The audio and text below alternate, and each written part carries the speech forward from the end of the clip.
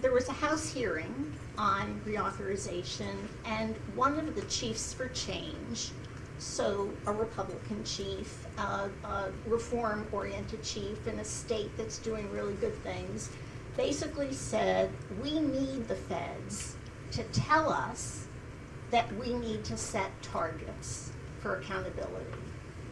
Because if it's up to our state legislatures and up to our own state, we're going to do what makes us look the best. That's just the natural inclination. You see this not just in education, you see it in financial services, you see it in every sector. Adults will do whatever makes them look the best unless someone forces them to do something else.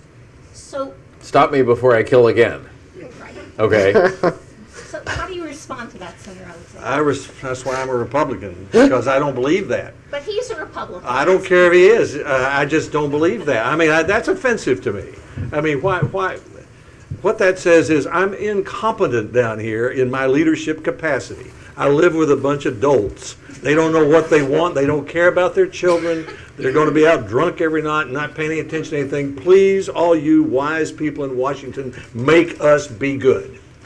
And I don't believe that. I don't believe that for a minute.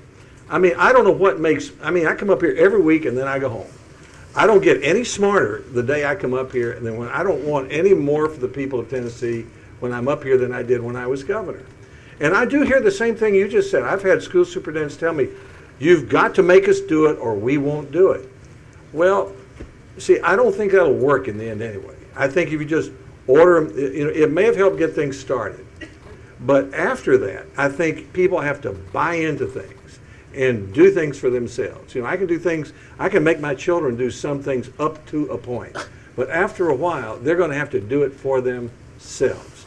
So all I can do is create an environment in which they're more likely to succeed. So I give Margaret credit, and I give everybody credit for helping us get to this point. I think we're at the point where we have to create an environment to help people succeed. I don't think we can make them do it from here. And excuse my strong reaction to it, but that's the way I feel about it. So, Do you want to comment on that? Well, I just want to, the only admonition I would say is, I think, I've a couple data points. One, I've seen in my Texas days, the Texas, the TSTA, the Texas State Teachers Association, it was a hugely dominant force in a very conservative state legislature.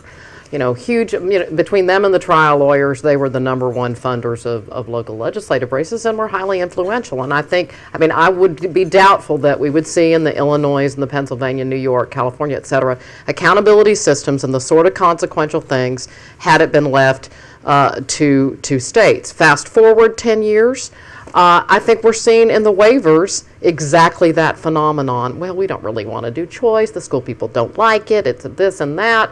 We're seeing super subgroups that are a way to mask the achievement of African American, Hispanic, and special ed kids. So we're seeing that play out right here and right now. So yeah, we can trust and verify, but the verification is not there. And the only way I know is because I'm looking at what they are telling the federal government in their waivers that they're not going to do anymore. I keep wondering about the sort of Stockholm syndrome, whether too much habituation to Washington telling us what to do has led us into a habit of expecting. I just have to stop there for a second, Checker. Like what? Like test once a year in reading and math and report it? Like have a state system of highly qualified teachers? You decide what it is. Like have a curriculum and standards? You decide what it is. I think this Washington mandate thing gets so oversold and overblown.